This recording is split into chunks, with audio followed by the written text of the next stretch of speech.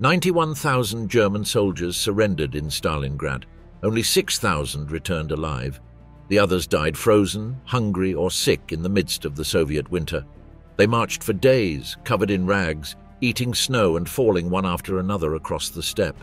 Those who arrived alive were met with another form of death: prisoner camps in Siberia, forced labor, untreated diseases, and years of absolute isolation. Many survived only to die slowly between barbed wire. Others disappeared without a trace. The surrender was not the end.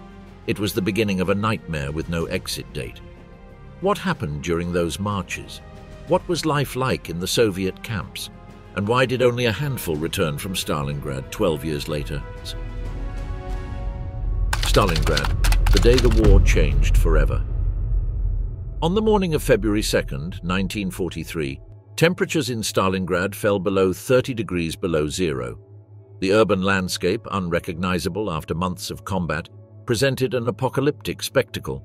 Buildings reduced to skeletons of concrete, factories turned into mazes of twisted steel, and streets transformed into trenches between mountains of frozen rubble. In this desolate scene, the last German soldiers of the northern pocket capitulated to the Soviet forces, officially marking the end of one of the most devastating battles in history. The German Sixth Army, once considered the spearhead of the Wehrmacht, had been reduced to a shadow of its former power. 6 months earlier, these same troops advanced confidently towards the industrial city on the banks of the Volga, certain of a quick and decisive victory. Now, trapped, hungry, and defeated, the surviving soldiers marched towards an uncertain fate in Soviet captivity. The battle for Stalingrad had transformed the war. What began as a German operation to secure the oil fields of the Caucasus and establish a defensive position on the Volga turned into a struggle of wills between Hitler and Stalin, loaded with ideological and strategic symbolism. The city that bore the name of the Soviet leader became the setting for a confrontation where neither side was willing to give way. During the summer and fall of 1942, the German forces made significant advances, gradually capturing much of the city. Urban combat, characterized by its brutality and proximity, turned each building into an independent battlefield. The German soldiers called this form of fighting Rattenkrieg, rat war, a term that captured the claustrophobic nature of the combat among the ruins. In mid-November 1942, when the Germans controlled almost 90% of the city, the Red Army launched Operation Uranus.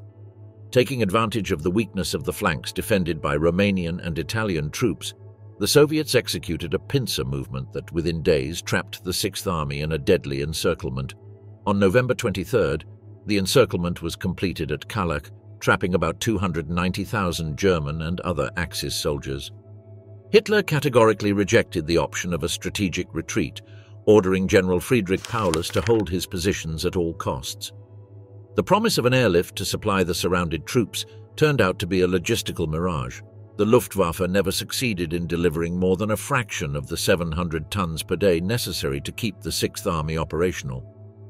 As December gave way to January, the conditions within the encirclement deteriorated rapidly. The relentless cold, the shortage of food and medicine, and the constant Soviet pressure wore down the German resistance. The soldiers consumed the last available horses, dogs, and rats. Rations were reduced to 75 grams of bread per day. Dysentery, typhus, and gangrene caused by frostbite spread unchecked. The rescue attempt led by Marshal von Manstein, Operation Winterstorm, was halted about 48 kilometers from the German lines, sealing the fate of the Sixth Army. On January 8, 1943, the Soviets offered terms of surrender that Paulus, following Hitler's orders, rejected. On January 30th, the 10th anniversary of his rise to power, Hitler promoted Paulus to the rank of Field Marshal. This gesture carried the expectation that Paulus would prefer suicide to surrender, maintaining the tradition that no German field marshal had ever been captured alive. However, Paulus, a devout Catholic and aware of the futility of continuing the fight, chose to survive. On January 31st, Soviet forces captured the headquarters of the Sixth Army in the basements of the large department stores in Stalingrad. Paulus and his staff were made prisoners. 2 days later, General Karl Strecker, commander of the 11th Corps forming the Northern Pocket, transmitted his last message and also surrendered, officially ending the Battle of Stalingrad.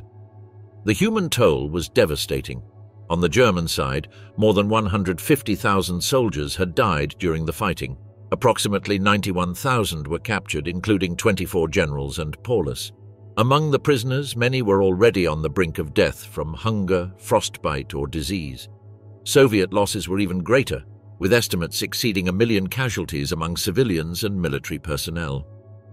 For the German soldiers who survived the battle, surrender did not mark the end of their suffering, but the beginning of a new odyssey marked by hunger, cold, and uncertainty. As they marched into captivity, they left behind a city turned into a cemetery and a turning point in the history of the war, Stalingrad. It had proven that the Wehrmacht was not invincible, and the myth of German military superiority began to crumble along with the frozen ruins of the city.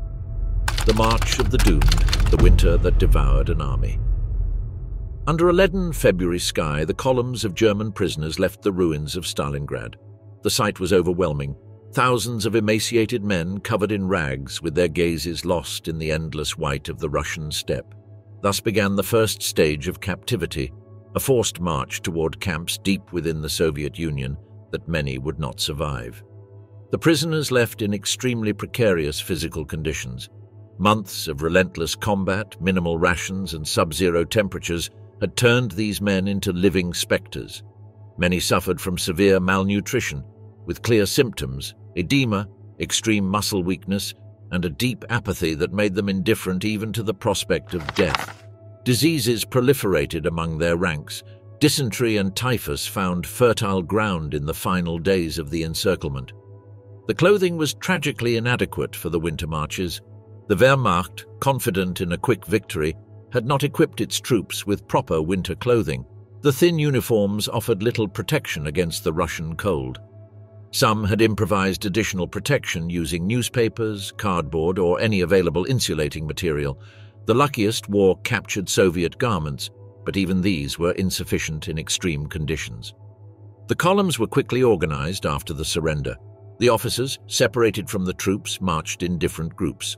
Marshal Paulus and the High Command were given special treatment, being transported in vehicles to special facilities.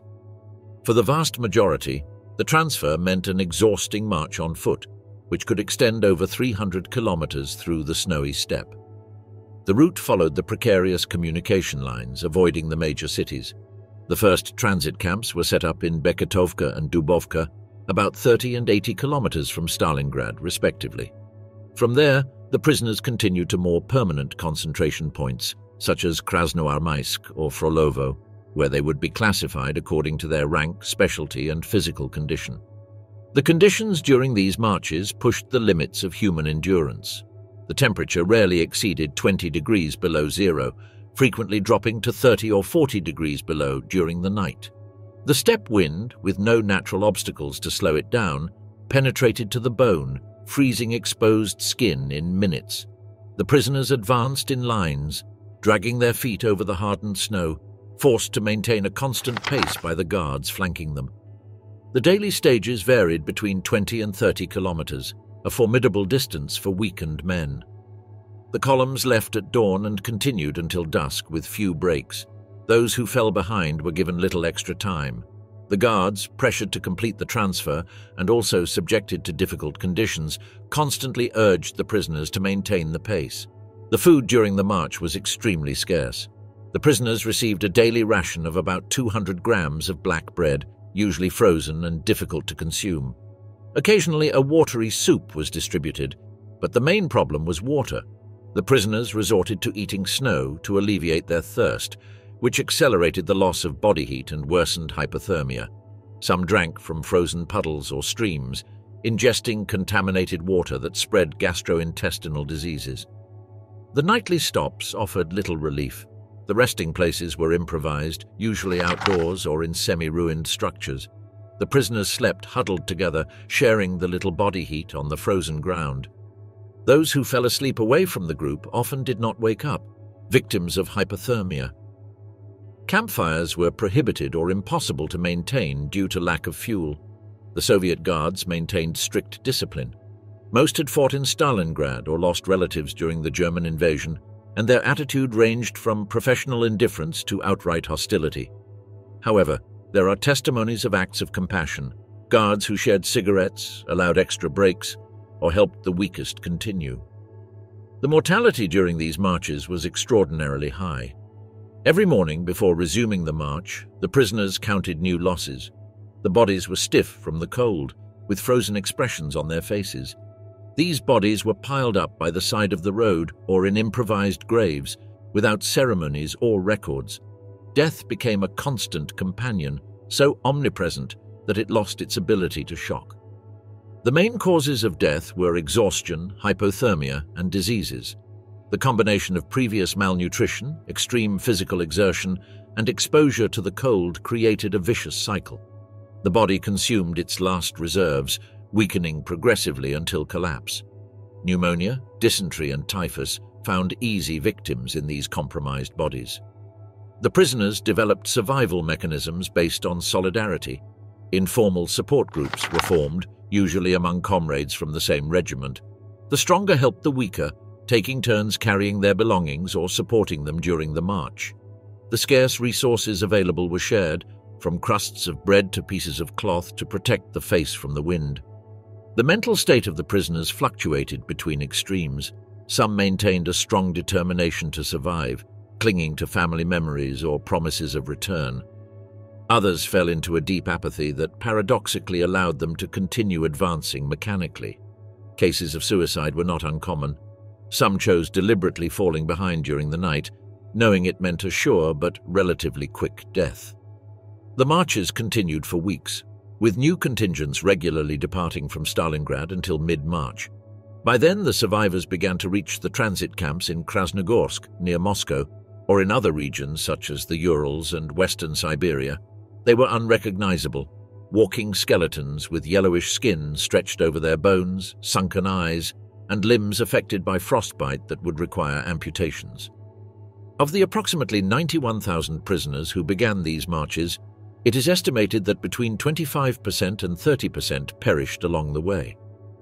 About 20,000 men were left in the frozen Russian steppes. Their bodies would only appear with the spring thaw, many never to be found. For those who survived this first trial, the fate would not be much kinder. The Soviet camps awaited them with new challenges.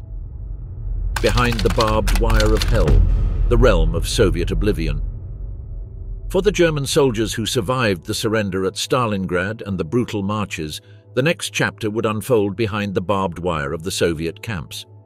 These compounds, scattered from the forests of Karelia to the plains of Kazakhstan, would become the forced home of thousands of men for years, in some cases for more than a decade.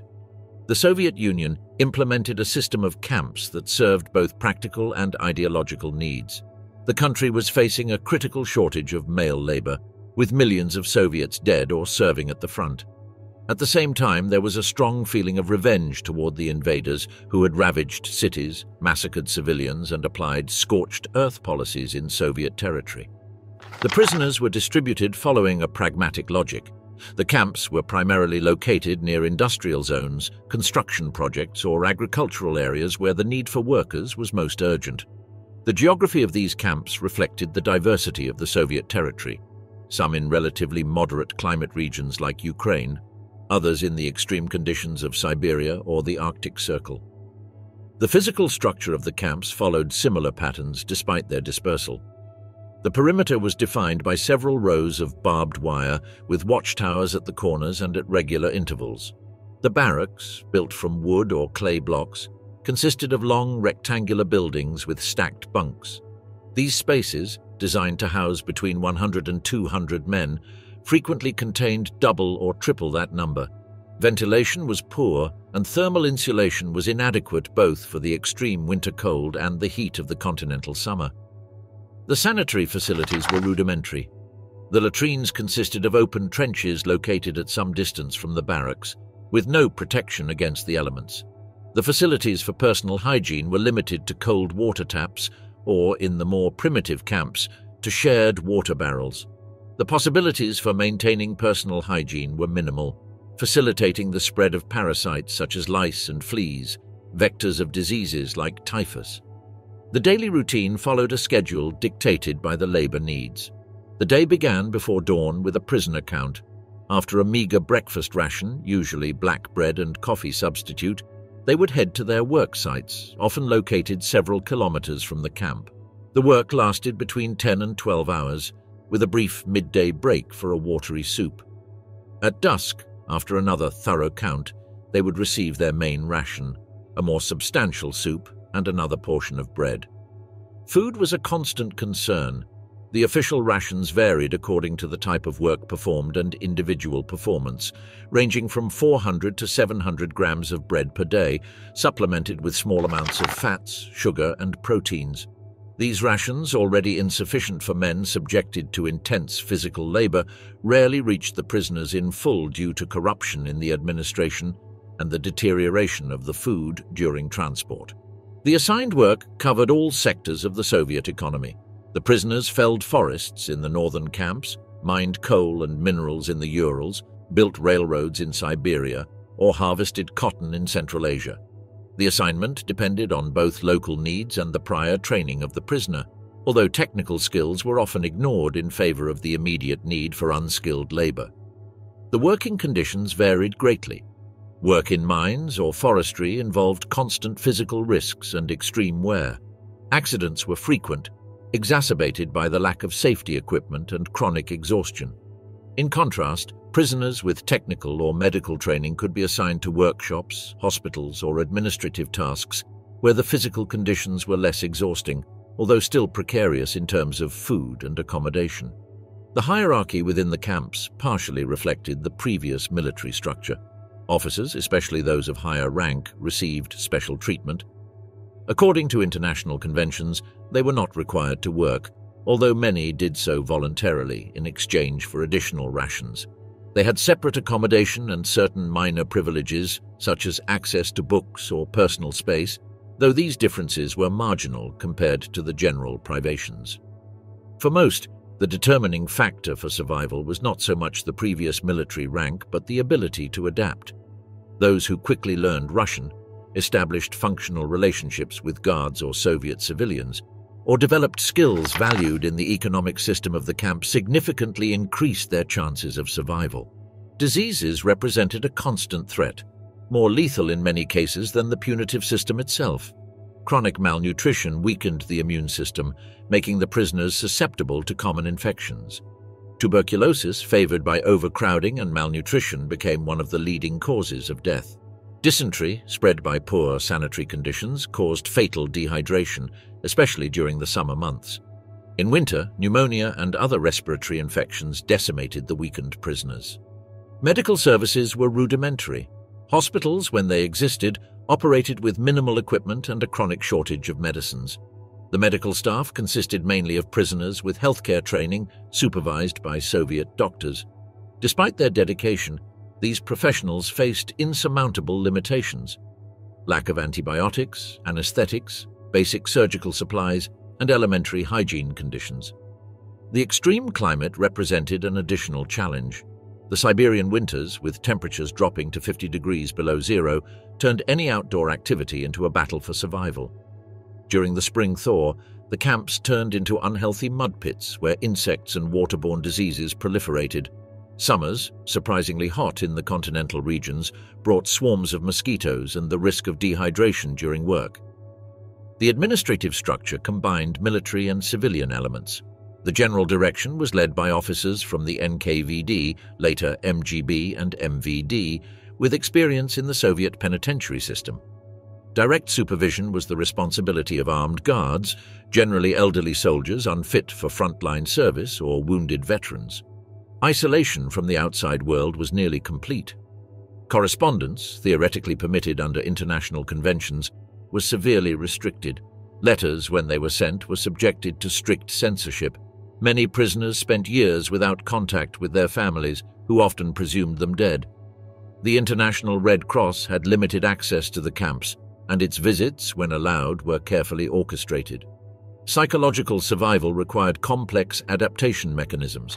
The prisoners developed mutual support networks, sharing resources, knowledge, and responsibilities. They organized improvised cultural activities, from theatrical performances to concerts with instruments made by the prisoners themselves. Religion, though officially discouraged, provided comfort to many, with clandestine services held by captured military chaplains or prisoners with theological training. The relationships among the prisoners themselves reflected ideological and national tensions. The staunch Nazis maintained their loyalty to the regime even in captivity, antagonizing prisoners with anti-fascist or apolitical convictions. S officers, when identified as such, were often isolated or given especially harsh treatment, both by the Soviet authorities and by other prisoners. National differences also caused friction. The camps housed not only Germans but also Romanians, Hungarians, Italians, and members of other Axis nationalities. Political propaganda was an integral component of the system. The Soviet authorities implemented re-education programs aimed at transforming the prisoners into supporters of communism. These efforts included mandatory lectures, study of Marxist-Leninist texts, and pressure to join organizations like the National Committee for a Free Germany, founded in 1943 with the support of captured German officers.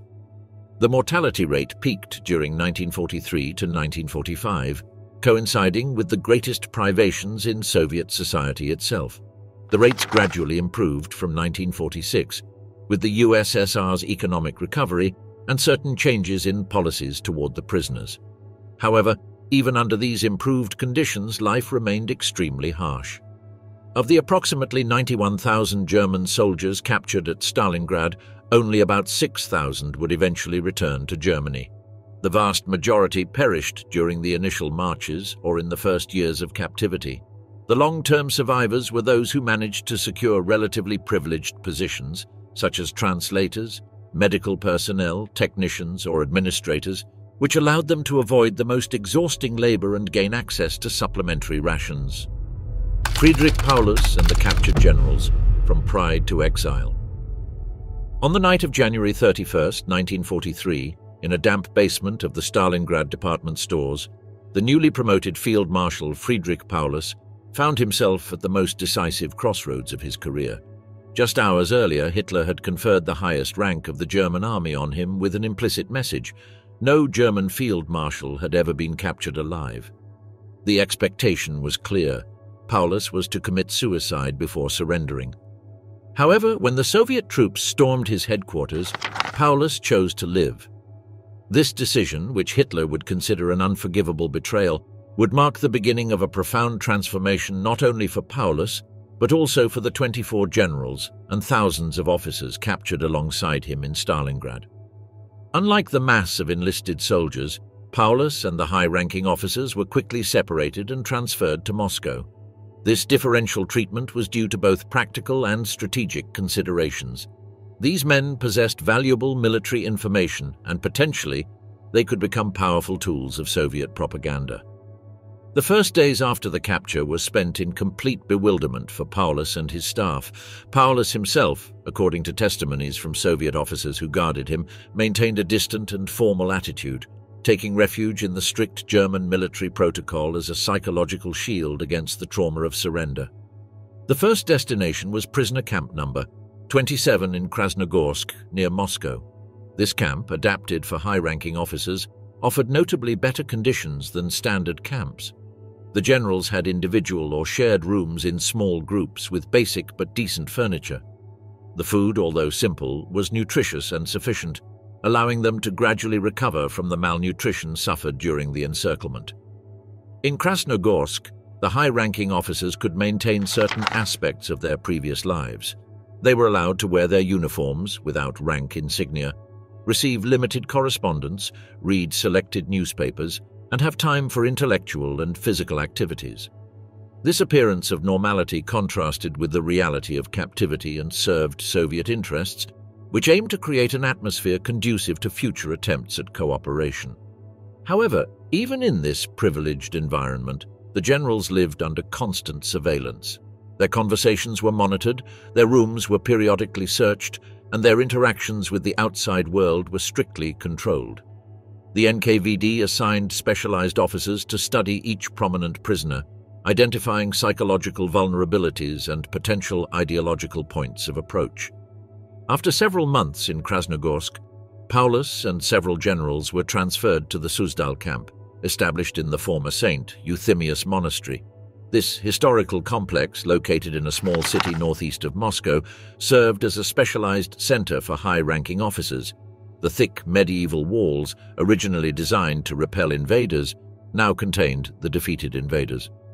In Suzdal, internal divisions among the captured generals were consolidated. 3 distinct groups emerged, a corps led by General Walter von Seydlitz-Kurzbach, who showed a critical attitude toward Hitler, believing that the dictator had betrayed the army and the German people. A second, larger group that maintained a position of passive loyalty, rejecting any collaboration with the Soviets but not actively defending Nazi ideology.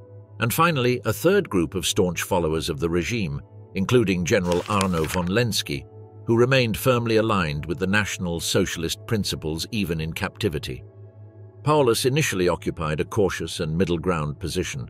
As the commander of the 6th Army and the highest-ranking officer, his influence over the others was considerable, and both the Soviets and the prisoner groups sought to attract him to their positions. During the first months, Paulus deliberately remained ambiguous, avoiding explicit political statements while evaluating his situation. Daily life in Suzdal followed a regular rhythm. The generals exercised in the monastery courtyard in the mornings, followed by meals in a common dining hall. The afternoons were spent reading, conversing, or playing board games. Some, like Paulus, immersed themselves in historical or philosophical studies, requesting specific books that, surprisingly, the Soviet authorities frequently provided. Among these volumes, Marxist texts held a prominent place, reflecting the Soviet effort to influence the prisoners' thinking. Paulus dedicated many hours to studying these works, particularly Marx's Das Kapital, which he partially translated from French to German as a mental and linguistic exercise. This intellectual immersion was not accidental. The Soviet authorities had designed a plan to turn the German officers into ideological allies. This project would materialize in July 1943 with the foundation of the National Committee for a Free Germany, National Komitee Freies Deutschland, NKFD, an organization of prisoners and exiles opposed to Hitler's regime. General Seydlitz-Kurzbach was one of the first to join, even proposing the formation of German military units that would fight alongside the Red Army. His stance, considered treason by many of his comrades, created deep divisions among the captive officers. Paulus, for his part, initially refused to participate in the NKFD, maintaining that his oath as a soldier prevented such activities while Germany was still at war. This decision placed Paulus in a complex position. The Soviets, although frustrated by his resistance, continued to treat him preferentially, aware of his symbolic value. At the same time, the officers loyal to Hitler considered him morally weak for having surrendered. The resulting psychological isolation deepened Paulus's introspection, and he spent long hours walking alone in the monastery courtyard, reflecting on his responsibility for the catastrophe at Stalingrad. A crucial turning point occurred when Paulus received news from his family. Through indirect diplomatic channels, the Soviets facilitated a limited exchange of correspondence with his wife, Elena Constance. These letters, subject to strict censorship, represented the first contact with his previous life and confirmed that his family had survived the Allied bombings. The emotional impact was profound and possibly influenced his subsequent ideological evolution. The real shift in Paulus's attitude came after the failed assassination attempt on Hitler on July 20, 1944. The brutal repression against the conspirators, many of whom were officers personally respected by Paulus, and the news about the increasingly desperate situation in Germany led to a fundamental re-evaluation of his position. In August 1944, Paulus finally agreed to join the NKFD and made his first public statement urging the German people to overthrow Hitler and seek peace. This decision, considered by many as the climax of his personal transformation, had a significant impact on Soviet propaganda and German morale. The man whom Hitler had elevated to field marshal now publicly denounced the Nazi regime as criminal. For the Soviets, it represented an invaluable propaganda victory. For the Nazi regime, the confirmation of Paulus's betrayal. The reasons behind this conversion have been the subject of historical debate. Some interpreted it as pragmatic opportunism by a prisoner seeking to improve his situation. Others, as a genuine ideological evolution based on the observation of political and military realities. Paulus himself justified it in terms of patriotic responsibility, arguing that the continuation of the war under Hitler would only lead to further destruction of Germany. While Paulus underwent this transformation, other generals followed divergent paths. Seydlitz-Kurzbach deepened his collaboration with the Soviets, even presiding over the German Officers' Union, an organization affiliated with the NKFD. On the opposite end, generals like von Arnim or Strecker maintained uncompromising opposition to any cooperation, suffering as a consequence more restrictive conditions and isolation. After Germany's defeat in May 1945, the situation for the captive generals became even more complicated. For those committed to Nazism, there was a fear of being judged as war criminals. For collaborators like Seydlitz-Kurzbach, uncertainty about their future arose. Would they be welcomed in post-war Germany or considered traitors? For ambivalent figures like Paulus, the challenge was to justify both his surrender and his subsequent collaboration. In the Nuremberg trials, which began in November 1945, several captive generals, including Paulus, were called as witnesses. Their testimony, particularly regarding the planning of Operation Barbarossa against the Soviet Union, provided crucial evidence against high-ranking German commanders such as Keitel and Jodl. Paulus's appearance at Nuremberg wearing a Soviet uniform without insignia caused shock among the accused Germans. After the trials, while most of the common prisoners began to be gradually repatriated, Paulus and other generals remained in the Soviet Union. Some sources suggest that in his case the stay was partly voluntary due to the fear of facing hostility in Germany. Others indicate that the Soviets kept him as a valuable asset for future propaganda uses. Paulus was transferred to a dacha on the outskirts of Moscow, where he lived under comfortable house arrest. During this period, he collaborated on various projects, from historical analyses of the Battle of Stalingrad to commentary on the Cold War. He maintained correspondence with Soviet and East German academics and occasionally gave supervised interviews. His presence in the USSR acquired symbolic value in the context of the growing East-West tension, as an example of a high-ranking German officer who had seen the light of socialism. In 1953, after Stalin's death and as part of a policy of rapprochement with the newly formed German Democratic Republic, Paulus was allowed to move to Dresden. There, on German soil but under Soviet control, he took a position at the Institute of Military History Research. His presence in East Germany was used propagandistically as evidence of the legitimacy of the new socialist German state. The last years of Paulus's life were spent in relative tranquility. Living modestly in an apartment in Dresden, he divided his time between academic work, correspondence with former comrades, and occasional public appearances. His health, deteriorating since Stalingrad, worsened progressively. On February 1, 1957, exactly 14 years after his surrender, Friedrich Paulus died from amyotrophic lateral sclerosis. By then, most of the generals captured at Stalingrad had been released and repatriated to both Germanys. Seydlitz-Kurzbach, sentenced to death in absentia by a Nazi military tribunal, returned to West Germany in 1955, where he faced social ostracism and legal battles over his military pension. Others, such as General Walter von Hunsdorf, settled in East Germany, integrating into the military or academic apparatus of the socialist regime. Those who did not surrender, armed ghosts among the ruins of Stalingrad. While the columns of German prisoners moved away from Stalingrad toward uncertain captivity, a hidden drama continued to unfold in the devastated city. On February 2, 1943, the official end of the battle, the complete cessation of German resistance, was not marked. In the basements, tunnels, and underground structures, approximately 11,000 German soldiers decided not to surrender, starting a little-known but intensely dramatic chapter. These men, dispersed in small groups or acting individually, did not form a coherent force nor respond to a unified command.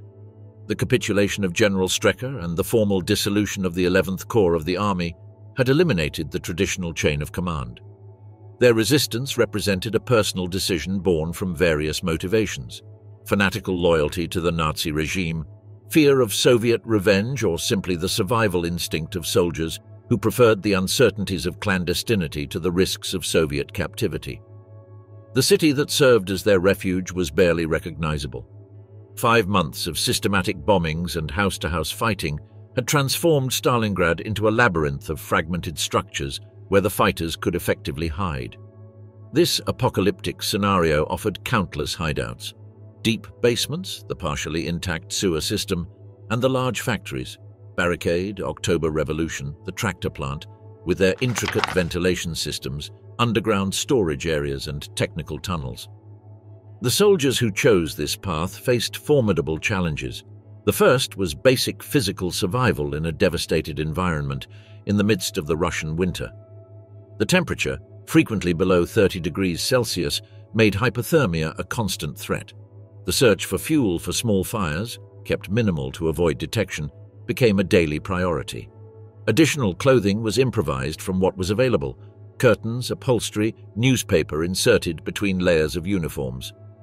Food represented another critical challenge. The German military reserves were depleted after months of siege. The resistors conducted nightly expeditions to locate looted warehouses, abandoned canteens, or bodies of fallen comrades still carrying rations. In extreme cases, they consumed unimaginable foods under normal circumstances: boiled leather, toothpaste, and according to some testimonies, even human flesh in the most desperate cases. Drinking water was similarly problematic. The urban plumbing was mostly destroyed or contaminated. Snow provided a relatively safe source once melted. During the thaw, water from puddles and depressions had to be meticulously boiled to avoid disease. Some groups established rudimentary systems to collect rainwater or condensation. Weapons and ammunition, although initially abundant among the remnants of the Sixth Army's arsenal, required careful management. Each bullet acquired incalculable value, not only for personal defense but as a means to obtain food by hunting rats, street dogs, or crows that frequented the battlefield. Grenades were reserved for extreme situations when a group was cornered. The social organization of these resistance groups varied considerably. Some maintained traditional military structures, with officers exercising authority over small units. Others adopted more egalitarian systems, where decisions were made collectively based on the specific skills of each member. The most successful groups combined various specialties: doctors to treat wounds, engineers to solve technical problems, experienced reconnaissance soldiers to plan safe movements. The activities were not limited to passive survival. Many groups carried out active sabotage operations, ambushes against small patrols, and even night attacks on Soviet outposts. These actions, although militarily insignificant in the broader context of the Eastern Front, had a disproportionate psychological impact. For the Soviet forces that considered Stalingrad liberated, the persistence of resistance pockets represented an irritating denial of their complete victory. The Soviet response was decisive. The NKVD, which had participated in the defense of Stalingrad since the previous summer, was given the specific mission to cleanse the city of resistant enemy elements. These units combined military experience with police methods. The techniques employed were diverse and adapted to the unique urban environment. Specialized teams systematically explored basements and underground structures, using trained dogs to detect human presence. The sewer system was given particular attention, with operations including controlled flooding to force those hiding to emerge into monitored exits. In buildings where enemy presence was suspected but entry was too dangerous, smoke was used to force occupants out or suffocate them. The use of informants proved particularly effective. Soviet civilians beginning to return to the ruins were encouraged to report any suspicious activity. Even more striking, some captured German prisoners were persuaded or coerced into revealing the locations of hidden comrades, sometimes even participating in operations as guides or negotiators to induce surrenders. As February progressed into March, the situation for the resistors became increasingly desperate. Food and medicine reserves ran out. Diseases, especially pneumonia, dysentery, and typhus, caused as many casualties as the Soviet operations. The spring thaw, although alleviating the risk of frostbite, brought new problems: flooding in underground shelters, greater visibility of tracks and movements, and the spread of waterborne diseases from contaminated water. By mid-March, according to NKVD reports, the organized resistance had been largely neutralized. Soviet documents record the capture of 8,646 German soldiers hidden between February and March, and the elimination, liquidation in official terminology, of 2,418 who resisted arrest. These figures, although impressive, do not fully clarify the fate of all the initial resistors. Many likely succumbed to disease or hypothermia without being counted, while an indeterminate number possibly managed to infiltrate westward. Testimonies about these clandestine fighters mostly come from Soviet sources, particularly NKVD reports and memoirs from officers involved in the cleansing operations. These documents understandably present a partial view, emphasizing Soviet successes and characterizing the resistors as bandits or saboteurs rather than regular soldiers. The few accounts from surviving Germans provide alternative perspectives, although often colored by the need to justify extreme actions taken under extreme conditions. Among these testimonies, particular cases stand out that highlight the human complexity of this resistance. One notable example is that of a group led by a German medical lieutenant who set up an improvised hospital in the basement of a factory. For nearly 3 weeks, this doctor and several assistants treated both wounded German soldiers and occasionally Soviet civilians who ventured to request medical help. This humanitarian act in the midst of brutal circumstances ended when the doctor was discovered. According to some versions, he was captured but respected for his actions, although other sources indicate that he was summarily executed. Another documented case is that of a sapper detachment entrenched in an underground bunker at the barricade factory. This group, relying on their technical knowledge, modified abandoned equipment to generate electricity and set up a rudimentary heating system with recovered pipes. Their resistance lasted until early April, when an attempt to obtain medical supplies led them into a Soviet ambush. A particularly tragic dimension was the situation of the severely wounded soldiers. Many groups included men with serious injuries that could not be adequately treated. Decisions regarding these comrades posed heartbreaking moral dilemmas. Continue to allocate scarce resources to keep them alive, allow them to surrender in the hope of receiving medical care, or in extreme cases, consider forms of final mercy. Several Soviet testimonies mention the discovery of severely wounded men alongside comrades who had committed suicide after ensuring maximum comfort for those who could not move. The psychological dimension of this resistance deserves special consideration. For many, the decision not to surrender represented more than simple fear of captivity. Nazi propaganda had systematically instilled terror toward the Soviets, describing tortures and mass executions that awaited prisoners. This narrative, although exaggerated, contained enough elements of truth about the harshness of Soviet captivity to be persuasive. Additionally, ideological factors significantly influenced the decision. Members of the SS and units strongly identified with Nazism had objective reasons to fear particularly severe treatment if identified. For them, resistance until death could seem like the only rational option. The indoctrination of never surrender and the mythology of heroic resistance to the last bullet exerted powerful influence even when the military situation made such stances entirely futile. By April 1943, the organized resistance in Stalingrad had been eliminated. The last resistors, isolated in tiny groups or individually, faced an increasingly monitored city populated by returning Soviet civilians. Some attempted to infiltrate westward, taking advantage of the chaos of the immediate post-war period. Others sought false identities as civilian workers or prisoners of other nationalities. The vast majority ended up captured or dead, representing the last casualties of a battle that had officially concluded months earlier. The phenomenon of post-surrender resistors was not exclusive to Stalingrad, although it reached its most dramatic expression there due to the magnitude of the battle and the extreme conditions. Similar situations were recorded after other major German defeats, such as in Tunisia, 1943, and Normandy, 1944. In all of these cases, we observe the human tendency to avoid facing the reality of complete defeat, seeking even desperate alternatives to unconditional surrender. The slow liberation. What happened to the survivors? The dawn of October 17, 1955, broke cold and grey over the border station of Herleshausen on the dividing line between the two Germanys. A special train coming from the east stopped on the tracks. From its carriages, men with aged appearances, wearing worn but clean clothes, many carrying small cardboard suitcases or makeshift bundles, descended. These were the last German prisoners of war liberated by the Soviet Union, including some of the few survivors of the Sixth Army captured at Stalingrad 12 years earlier. This moment marked the final chapter of an odyssey that began in February 1943. Of the approximately 91,000 soldiers captured after the battle, only around 6,000 would eventually return to Germany. The fate of these survivors, their slow journey from captivity to repatriation, and their reintegration into a transformed Germany, constitutes a narrative as dramatic as it is little known. The repatriation from the Soviet Union followed a complex process, influenced by changing political, economic, and diplomatic considerations.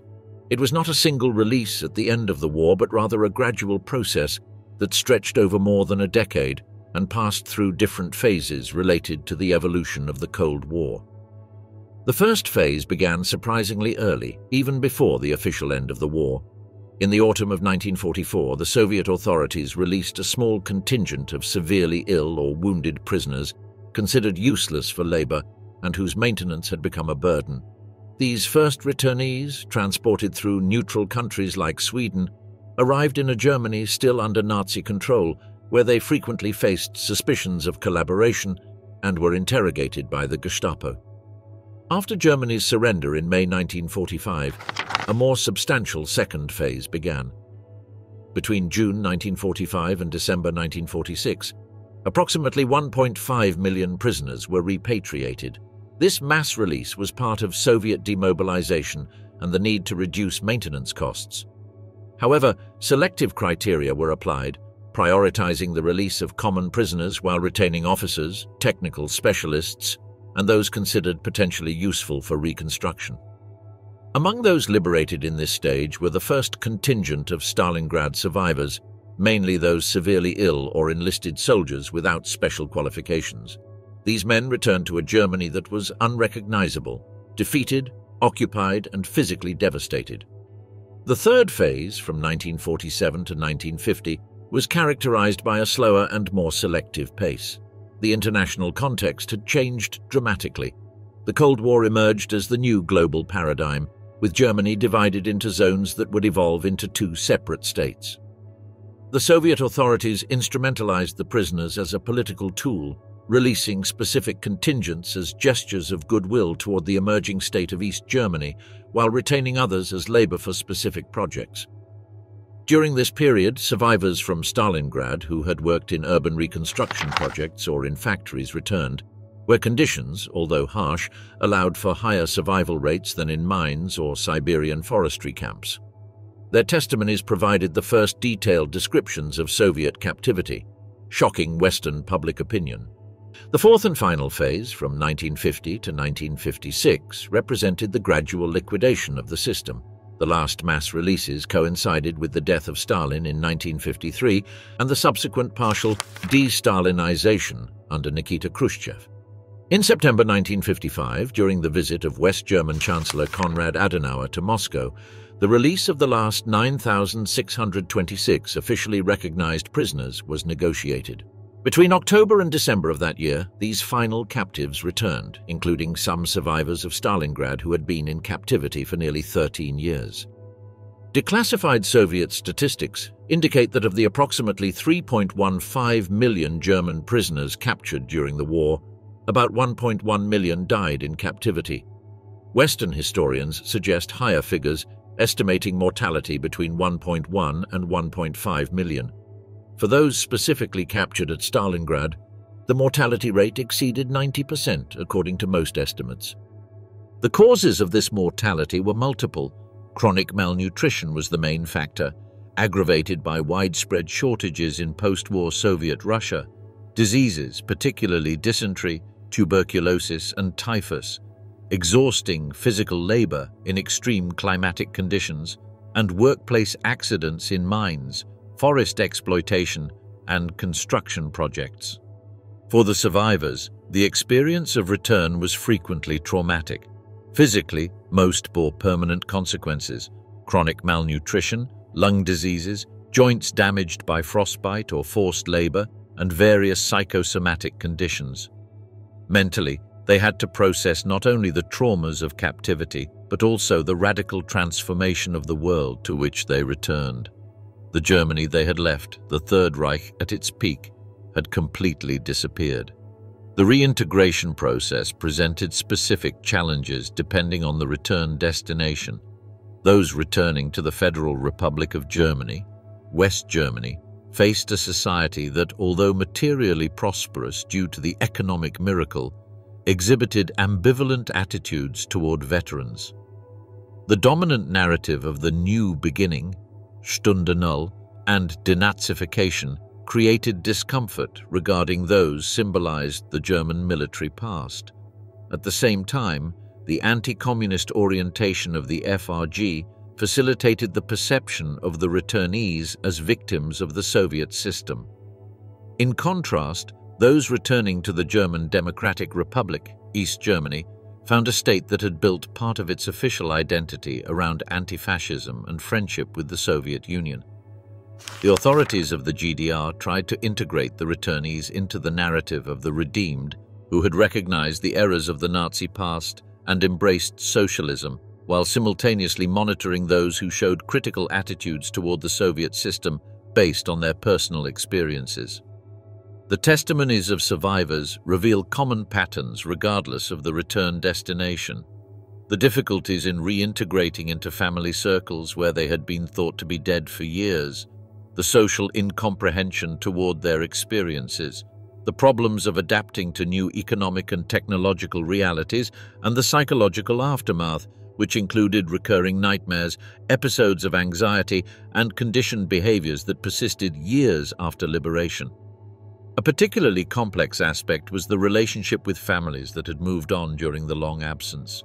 Wives who had remarried, believing they were widows, children who had grown up without memories of their absent father, parents who had aged under the weight of uncertainty. Reunions, idealized during years of captivity as moments of redemption, were frequently complicated, marked by incompatible expectations and divergent emotional realities. Professional reintegration represented another significant challenge. The years of captivity had left survivors without the updated skills necessary in modernized economies. Their deteriorated health frequently prevented them from resuming physical jobs they had previously held.